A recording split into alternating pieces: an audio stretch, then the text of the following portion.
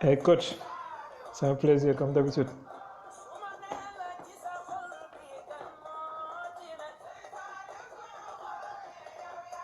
Xam naa ne kii fu ne lay génn.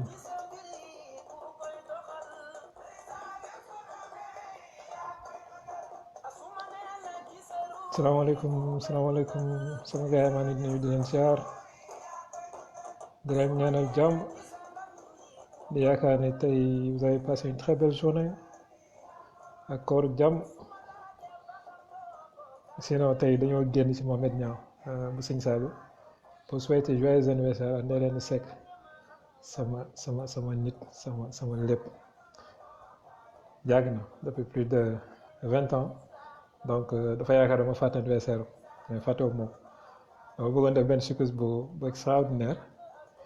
donc c'est un plaisir Malick da baax maa ngi lay ziar sama sëriñ mais di kontaan trop di ziar ñëpp di wax leen vraiment c'est un plaisir de vous retrouver comme début koor bi ñu commencé ba léegi donc di waxtaanee ci alimentation tey ñoom benn alimentation ci biir weeru koor mais ñu tey ñu yokk ci benn affaire muy sport donc mais balaa ñu commencé dama bëggoon nuyuwaat ñëpp surtout waa Grand Dakar ba nga xamante ne bi la fala tey dañ naan doole jën ndox tey bu ma nekkee jën Grand Dakar mooy ndox mi donc di nuyu waa Grand Dakar yëpp di leen wax mention spéciale à vous donc sama quartier sama fief sama lépp toxu naa depuis 2 ans mais sama quarante Grand Dakar moo ci nekk donc di nuyu également toute la famille ak Grand Dakar di nuyu ñëpp Elimane Eugène maa ngi leen nuyu maa ngi leen ziar Mohamed Gueye c'est un plaisir bon comme ni ñu koy waxee tey dañoo bëggoon wax ci sport alimentation ci biir weeru koor donc mu nekk thème bu neex boo xamante ne nii coach yaa ngi fi tey dinañ dugg waxtaan ci mais juste pour vous dire que am na beneen live bu ñuy def les mercredis les vendredis sur Instagram xam naa toute la communauté de Facebook mën ñu ko déplacer yóbbu ko fi Instagram mais foofu tamit ay live yu extraordinaire thème bi nar moo si woon ñëwaat bu fekkoon ni j'avais la chance am enregistrement boobu mais malheureusement j'ai essayé mais malheureusement mujjewuñ ko noonu donc ñi ko fekkee ñoo ci bénéficié mais j'aurais préféré am ko pour que def ko ci chaîne YouTube bi parce que c'était extraordinaire donc avec le coach Babou mais également ak suñu chef Khadija depuis Bologne donc c'est un plaisir ñu nekk toujours ci esprit koor donc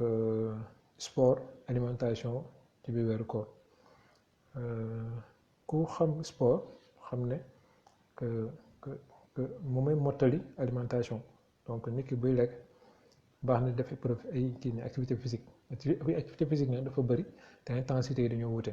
parce que activité physique tey buñ ne mais déjà sa son bi baax na si vous pouvez me dire baat bi nag dafa xaw a dee dama sonn j'ai une journée vraiment journée bu métti la Elimane dégg naa la merci sànni xeer rek mais pour juste revenir ci alimentation tey dafa ànd activité physique d'intensité yu variée parce que buñ sport ci activité yi la bokk activité physique la bokk les travaux ménagers yi nga xamante ne moom la ñuy def ménagères yi ñuy def ci biir kër yi ay fóot ak soxna yi surtout raxas ak ménage yooyu ci activité physique la bokk dox ci activité physique la bokk dañ ne nekk minimum par jour war nga dox benn 30 minutes donc c'est important activité physique boobu parce que li nga xamante ne bi leen moom la ñuy lekk moo ëpp suñu yaram activité physique boobu noonu moom mooy permettre ñu mën ko dépenser et Marthe Seynou Faye sama chéri maa ngi lay ziar maa ngi lay laaj sànq rek bienvenue c'est un plaisir donc mu nekk lu am solo ci biir koor nag moom benn spécificité parce que da nga yendoo xiif yendoo mar comme ni ñu ko waxee la dernière fois hypoglycémie bi tam ne nit ki moom lay am bu ngoon commencé jot tam ne yaram bi li si nekkoon ci énergie yëpp jeex na. beneen bi merci pour le son coach. beneen bi mooy hydratation bi c'est-à-dire que da nga passer toute la journée naanu ndox donc mu nekk ñaari phénomènes yoo xamante ni on se pose la question est-ce que nit ki war na def sport man je dis que nit ki war na mën a def sport bu fekkee ni yaramam antan na ko mais ban sport la war a def xam naa loolu après on va laisser le soin à monsieur ak coach Babou mu wax ñu ni ki intensité ban intensité la war a def fréquence bi donc durée bi na après dinañ ci sànni ay kàddu xam naa ni en écrit la nekk ma liiral leen ko mais tey bu fekkee nit ki mën a def sport dañuy laaj tey ban heure la war a mën def sport tamit lan la war a mën a lekk pour vraiment activité boobu noonu muy def muy nekk activité en plus dépense d'énergie du ko sonal du ko gaañ donc mu nekk lu am solo man je dis que nit ki war na mën def sport bu fekkee ni c'est un sportif wala il a l'habitude de le faire donc wala même bu nekk nit ki amul habitude def ko sax mais mën na jéem ba xool di ko yaramam di ko déglu yaramam di ko yaramam wax mu yem foofu beneen affaire mooy nit ki bu fekkee ni am na droit def sport ban heure la war a def sport wala yenn saa ngay gis ngoon bi nii rek nga gis ko solee daalam 6 heures rek taxaay daalam commencé dox mel ni fas bu rëcc lu man je dis que mais loolu sama vie personnelle la donc peut-être am na ñeneen ñoo xamante ne mën nañ ko def mais man pour man c'est pas sûr wóorul parce que mënoo yendoo xiif yendoo à cette heure là tam ne yaa ngi ci fin wu koor bi fin wu journée bi tam ne énergie bi ñëwoon ci yaram bi jeex na yaram bi peut-être li mu doon utiliser mooy réserve de graisse yi nekk ci yaram moom lay laq bu ko laqee utiliser ko mu nekk énergie muy produire déchets yoo xamante ne day acidifier suñu deret ba pare naanuñu ndox donc déjà pour libérer acide yooyu noonu suñu rein mën ko filtrer correctement ak ndox bi ñu naan donc mënuñu ko donc c'est ça pose problème donc est-ce que boobu war nañ def sport avant ñu ndog 1 heure de temps avant ñu ndog man je dis non man personnellement c'est quelque chose que je dis et j'assume waaw pour les raisons que je viens d'évoquer waaw beneen bi mooy nit ki mën na def sport après ndogu mais n'empêche qu'on va parler des gens yi nga xamante ne seen yaram may na leen ñu mën a def sport leen wax ba déjà ban situation la ñu nekk ak situation bi nañu def ba génn ci sur le plan nutritionnel parce que dafa am solo léegi beneen affaire bi am solo mooy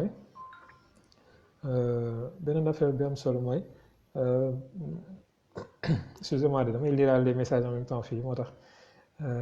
man avant corps sport ma pire corps mu bëgg sport je fais comment non mais comme ni mu ko waxee rek c'est-à-dire que nit ki da ngay déglu sa yaram mooy intensité bi nga bëgg a def da ngay déglu sa yaram moo lay wan bu fekkee ni da nga mën def corps 5 minutes c'est largement suffisant l'essentiel mooy ñàkk te ñi koy def généralement mooy ñi nga xamante ne dañoo amoon benn forme physique benn condition physique boo xamante ne moom la ñu bëgg a maintenir ci biir corps mais su boobaa defoo sport pour def performance mais da ngay def sport juste pour maintenir niveau de performance bi nga nekkoon avant corps gi pour bañ ko perdre durant le Ramadan ak toogaay bi parce que 2 semaines après corps gi rek on perd une bonne partie de cette condition physique mais une bonne partie également des muscles parce que yaram un muscle qui travaille se développe bu toogee travaille tout donc le muscle ne se développe plus waaw léegi ñu wax ci ki nga xamante ne bi la bëgg na sport 1 heure de temps après lan la war a lekkee yooyu noonu tey wax nañ ko bu ñu ndogoo rek dañu lekk tàndarma ñëw te xam nañ tàndarma bi qu'est-ce que ça fait ci yaram mu nekk waxoon nañ ko fii te dinañ ko rappeler waat parce que la répétition elle est pédagogique tàndarma boobu dafa riche en sucre donc hypoglycémie bi ñu doon wax sànq day tax mu delluwaat à la normale mooy benn la tàndarma dafa bëri ay ferñeent mooy ay vitamines et sels minéraux yi mën nañ ci tudd ñaar yoo xamante ne yu extraordinaire muy magnésium ak potassium magnésium moom la ñuy tuddee l'anti stress naturel mooy l'anti stress naturel moom moo nekk magnésium boobu day agir moom potassium dañuy agir sur les muscles donc day préparer muscle ci day dégager fatigue bi nga xamante ne muscle amoon na ko durant toute la journée day dégager également tey sax stress bi nga xamante ne xiif bi ñu xiif durant toute la journée stress la bu ñu teg suñu yaram donc da koy dégager également acidité bi nga xamante ne la suñu yaram mooy les corps cétoniques yi nga xamante ne lakk na ko ci journée bi mooy graisse yi mu lakk mu produire tey sax mu produire déchet di nekk suñu biir yaram day tax yaram bi débarrassé aussi ak ndox bi tam ne moom la ñu naan donc déjà merci coach sport de Ramadan maintien rek baax na ci waaw kon maintien rek donc maintien moom xam naa ne mooy bañ a def intensité bu kawe trop bañ a def durée bu gudd trop donc c'est entre 30 et 45 minutes maximum ak intensité modérée waaw te jarul tax see daal daw yu metti ñaq bu bëri xër bu bëri yëpp ay danger la donc bu ñu waxee ci tendrement bi tout ce que ça fait donc day préparer le corps à ce que mu mën a def sport une heure après donc mais tendrement bi doyul dañuy naan suñu café xam nga ñi tamit dañoo bëgg mburu trop ak li ñu ci wax yëpp xam nga dégg seen mburu bu ndaw boo xamante ni dañ ko mën a digérer te duñ ci def lu niin yi nga xamante ni la mooy tax digestion bi tirer en longueur def 2 heures 3 heures de temps parce que produit lu mu gën a niin digestion bi di gën a yàgg waaw donc am na yeneen alternative am nañ ko fi teg sa boolu fonde bu baax bu yem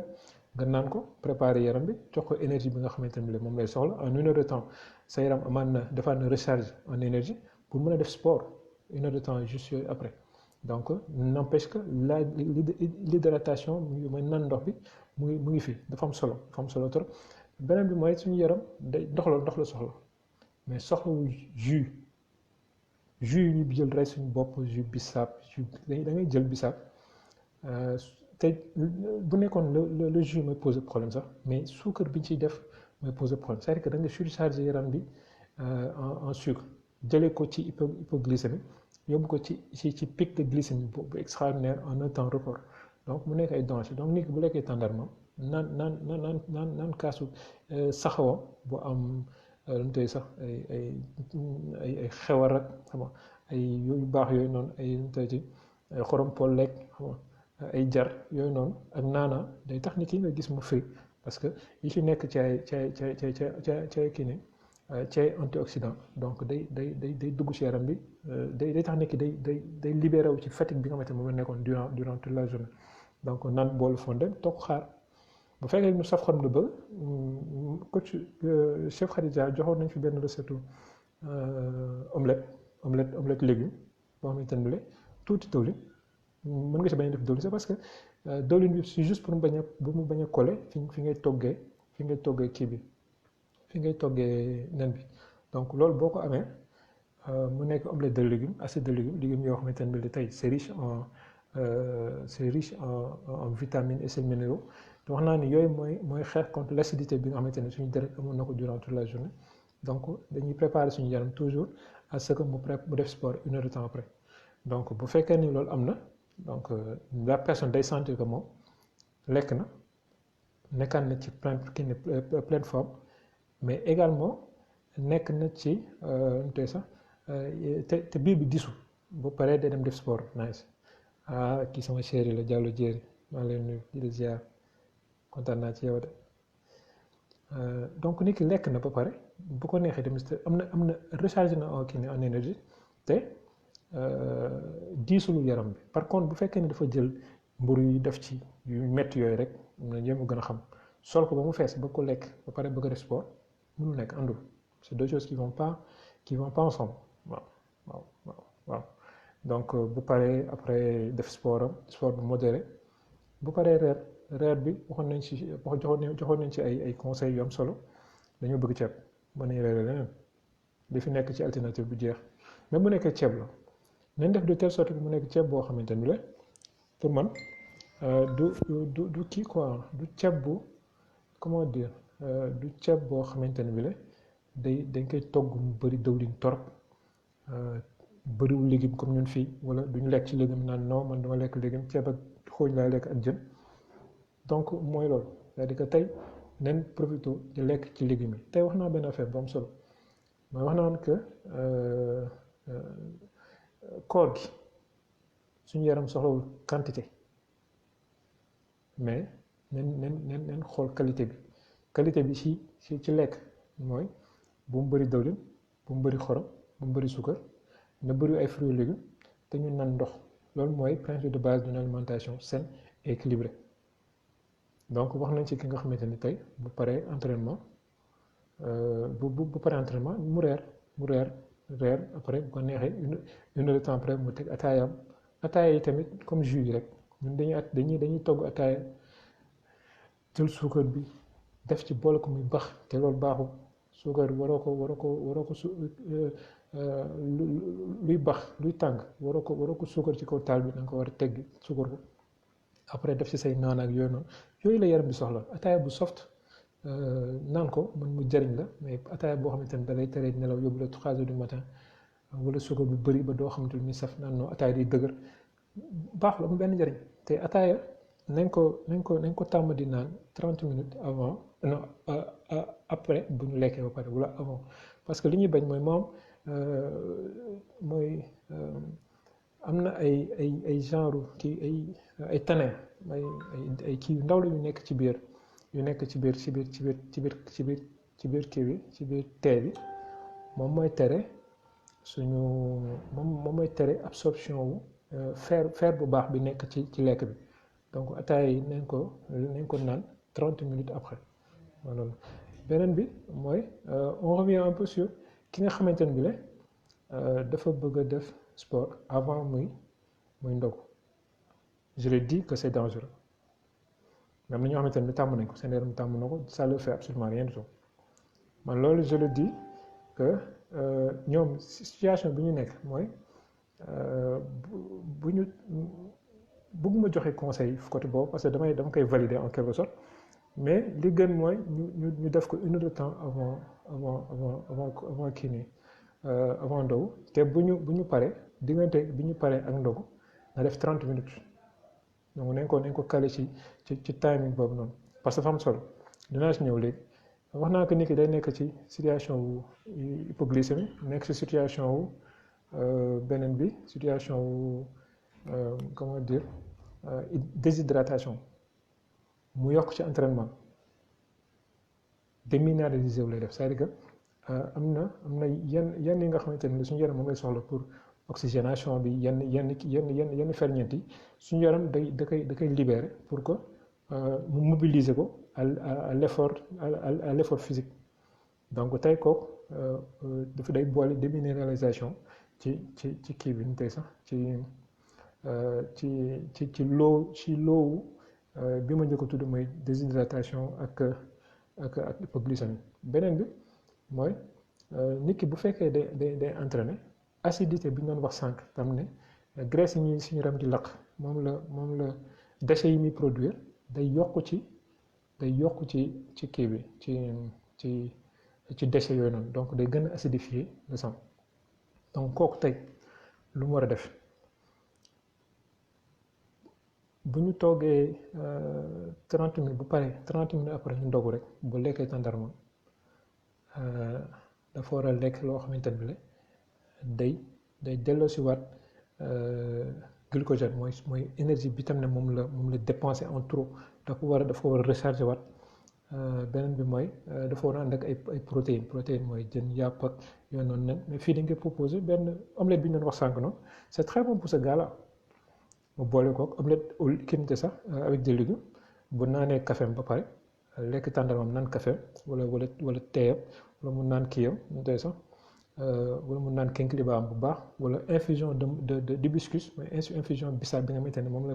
la Chef Khadija proposé ñu woon kii ne vendredi boole ci naana sukkare ko ak tuuti lem donc bu ko naanee ba pare mën na lekk benn plateau omelette am bu baax bu yem benn nen bëri légume tuuti mburu parce que day soxla delloosiwaat ak kii yam ñu tey sax glycogène mooy énergie bi nga xamante ni perdre na ko mooy sous forme de sucre bi nga xamante ni perdre na ko en plus tam ne koor gi ñëw na yóbbu dara moom mu ñëw yóbbuwaat lu gën a ëpp lool par ak sport léegi wax nañ sànq yu baax yi tamit moom moo nekk ci dëkk bi soom bi mboq gi fi soom bi dugub ngi fi laax ngi fi fonde ngi fi caakiri ngi fi mu jël benn kiyam bu ndaw caakiri bu boolam bu ndaw def ci caakiri def ci soow def ci meew bu ko neexee sànni ci tuuti fruit yu kii rek xam nga ba amee sa benn banaan dagg ci def ci parce que banaan tam dafa bëri potassium bi ñu doon wax sànq te dafa baax pour dindi coono bi tam ne moom moo nekk ci muscle yi ak magnésium ak potassium bi nekk ci tàndarma bi day permettre mu libéré wu ci fatigue bi nga xamante ne teg na ko yaram bi pendant tout ce temps là donc mu nekk lu am solo ma ñëwaat ci beneen affaire mooy lekk na loolu ba pare nan ndox bi nan ndox il faut beaucoup boire parce que dafa perdre de l'eau durant la journée parce que nekkul ñàkk kese ci la ndox bi di demee am na yeneen façon boo xamante ne suñu yaram mu ngi libéré ndox di nga jékki-jékki saf saw di nga dem sawi ji da ngay wax da ngay respiration boobu noonu ak da ngay ñaq mën nga bañ a ñaq boo xamante ne day fës mais mën da ngay ñaq ci biir day transpirer donc yëpp ay perte hydrique la mooy da ngay perte ndox te chef Khadija proposé nañu fi benn ndox bu extraordinaire mooy eau détox ndox bi nga xamante ne la day jël benn butéel ndox dagg ci ay fruits mën na ko sax bañ a xolli comme par exemple bu fekkee orange mu jël ko def ko ci biir ndox bi bàyyi ko mu yàbbi pendant une journée au frigo dañ koy jaay dans les grandes surfaces mais sachez juste une chose que li ngay defaral sa bopp yow moo gën li ngay jëndee ci boutique yeeg wala ci gi parce que yi ñuy defar yi ñuy jaayee ci boutique yi wala ci grande surface yi day nekk loo xamante dañ ko defar te xamuñu kañ la ko nit ki di consommer donc il faut ñu def ci ay conservateurs moom mooy tax loolu du yàqu ñuy remarqué loolu noonu lu mu baax lu mu neex boo ko tegee 3 jours sa biir frigo nga gis mu commencé changer goût parce que yooyu noonu yi tam ne mooy tax muy yàqu moom lañ dindi ci produit nga xamante ne produit industriel yi kon ma rappelé que les produits industriels bu fekkee ne li ngeen di jënd ci foofu mën ngeen ko defaral seen bopp moo gën en terme qualitatif donc da ngay gis ndox boobu noonu suukaru kii bi suukaru fruit yi mooy yàbbi ci biir vitamine yi ci fruit yi mooy yàbbi ci ndox bi sels minéraux mooy yàbbi ci ndox bi donc ngay naan ci ndox boobu di lekk ci fruit c'est un bon moyen de remobiliser ce capital glycogène Diallo Diéry waaw maa gën a bëgg ci yow yéen ma yaaw saas vraiment c'est un plaisir donc lekk na tàndarma nan na infusion bu mënti doon teg ci benn omelette am bu simple bu ndaw boo xamante ne rëyul bëriwul dawlin amul dawlin ba pare teg ci benn kaasu fonde bu ndaw donc ko remettre na yaram à niveau ak ndox bi muy naan pour préparer reer bi wax naa fi sànq ci lekk yëpp tey koor gi loo lekk lu mu bari du la tere boo xëyee di nga xiifal loo naan lu mu bari du la tere boo xëyee boo waraatee di nga xiifal donc nen jàppale suñu yaram bi nga xamante ne mu ngi def liggéeyu détox liggéeyu régénérescence suñu kii suñu loolu ñu tey sax liggéeyu régénérescence suñu système immunitaire benn travail de rajeunissement de notre organisme donc yooyu noonu yëpp lekk yi ñu war a lekk dafa war a accompagner booster ce travail extraordinaire bi yaram di def donc mu nekk lu am solo donc reer bi mu nekk loo xamante ne lu simple beaucoup de légumes parce que légumes yi je veux dire une chose avantage bi ma am légumes yi da nga koy lekk sa biir day fees mais en termes de calories lu néew la par exemple tey plat bi ngay jël feesal ko dell ak ceeb wala lenn lu mënti doon wala mburoog wala yooyu lu mënti doon boo ko lekkee même quantité bi boo ko lekkee ci légume da ngay sentir que sa biir fees na mais doo diis te digestion bu gaaw ngay digérer entre 30-45 minutes maximum 1 heure de temps en fonction bu ñu ko toggee wala bu ñu ko togg donc yooyu nga lekk ba pare 30 minutes après nga teg sa benn ataaya bu soft bu bëri naana tu dors bien tu digères très vite xam nga ba sa yaram day sentir ni que yow mi yaa ngi koy jàppale ci liggéey boobu noonu muy liggéey donc mu nekk lu am solo loo xamante ne tey dañoo bëggoon andi ko pour waxtaan ci c'est super important tey booy defar sa yaram ba naan na ngay entraîner pour defar sa yaram la mais bu fekkee na ngay entraînement ba pare pour après lor sa bopp pour man jaru ko donc nit ñi da ngeen déglu ñoom coach Babou ñoom coach Mor c'est important c'est important nit ki booy entraînement pour defar sa yaram la mais bu demee ba nar ci gaañu nga bàyyi ko donc les professionnels ils sont là ñoom coach Mor ñoom coach Babou ñu ngi def ay live chaque ngoon topp leen ngeen xool ni ñuy defee sport di ngeen gis ni c'est un professionnel ba pare dinañ wax na ngeen def ba doo leen ci jëlee ay désagréments sur le plan physique waaw loolu daal dañ ne woon tey il fallait que ñu ñëw andi ko waxtaan ci yéen mais nag tey gisuma affaire jaxan j'ai pas vu de questions j'ai pas vu de réaction à part coach Babou bi ne sport de maintien rek baax na donc si vous avez des questions parce que loolu mooy neexal jotaay bi tamit xam nga duñ mën a permettre ñu mën a échanger xam nga lu leerul ñu leeral ko ci donc c'est ça quoi. dafa mel gars yi tey ndog bi moo diis en coach dafa mel loolu leen duru de mais c'est bien l'essentiel mooy tey il fallait que ñu aborder question bi ni parce que dañu ko doon laaj te malheureusement la belle vidéo on a fait un live trois fois xaw ma 4 fois lañ ko dagg parce que ça a duré de 22h30 à 2h30 du matin donc live ba extraordinaire bu ñu sañoon am ay extrait yoo xamante ni développé nañ ci lii nii andi ko def ko ci page bi le Beau de Ngor Diegane wala def ko ci chaîne YouTube bi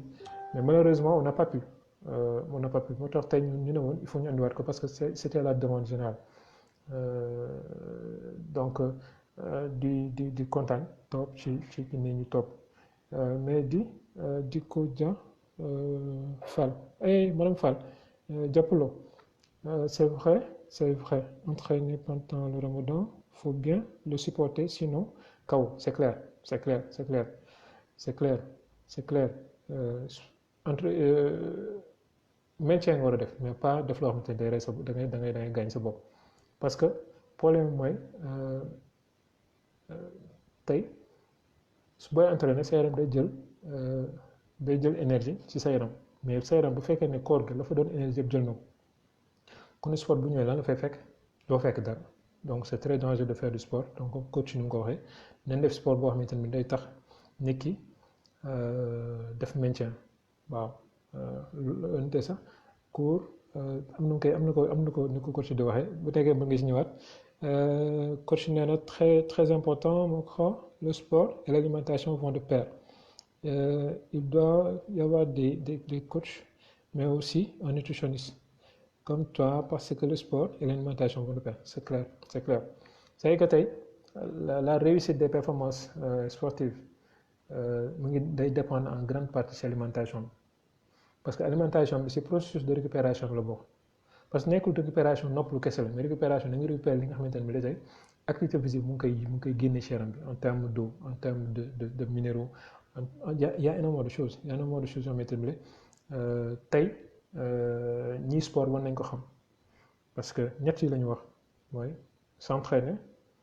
bien manger et se reposer mooy tax nga am performance sportive yi tam ne moom moo nekk yu top yi donc merci coach pour kii boobu pour intervention boobu noonu mais sinon je reviens pour lancer waat appel bi ñu lancé bi passé mais par rapport ak coronavirus bi duñu tàyyi parce que ñun même bu nekk ñaari nit ñooy xool suñu kanam yu ñaaw yi mais c'est un devoir pour ñun ñu rappeler ko parce que tey responsabilité collective la bu ñëpp waxu ñëpp jóguñu bu ñenn ñi teggee yoon ba moytu ñëpp danañ loru te mu nekk lu am solo loo xamante ni fallait que vraiment qu'on y revienne donc les gestes barrières takk masque déplacement yi bu fekkee ne vraiment mënul ñaax parce que problème mooy tey suñu kër yi dañ fa am ay mag te mag rek feebar la te boo xoolee Sénégal pratiquement mag yëpp am problème bu ñu tension wu dañoo jabet mbaa ñu boole ñaari te remarqué nañu ñi nga xamante ne le médecins yi dañ koy wax ne nañ que ñi nga xamante ne ñooy victimes yi ñi ci ëpp ñi ciy ñàkk seen bakkan mooy ñi nga xamante ne dañoo am une maladie sous-jacente une maladie yi nga xamante ne le mu ngi seen yaram di di di néewal doole système immunitaire bi ba pare kon bu fa coronavirus jaarale mën na andi lor donc mu nekk lu am solo loo xamante ne il fallait que ñu wax ko bu fekkee ne ñun jeunes ñooy génn di dem di ñëw te defuñu geste barrière yi peut-être mën nañ ñëw ak suñu jeunesse ak suñu système immunitaire bu nekk jeune bu nekk xale résister maladie bi mën nañ ko am na ñoo xamante ne ñu ngi doxantoog moom te xamuñu ko donc ñooñu bu fekkee ni ñoom ñu ngi doxantoog moom mën nañu wàll seen mag yi nekk seen biir kër wala ñi nga xam ne parce que léegi problème bi mooy tamit dañ ko wax te dee diabète ak tension nekkul mag yi kese lay jàpp ñëpp lay jàpp nga gis xale bu ndaw ñu ne la kii dafa am problème kër donc nga gis dangerosité bi nga xamante ne mu ngi am donc bu ñu sañoon daal mooy les gestes barrières ñu koy respecté bu ñu mënutee bañ a génn ñu takk masque bu ñu ñëwee balaa ñoo def dara neen ndax suba set laal suñu gel hydroalcoolique yëre yi ñu soloon wër Ndakaaru ñu simmi ba mu set wékk ci naaj ba weer ca naaj ba raxas suñu loxo ba mu set doogoo dina masque bi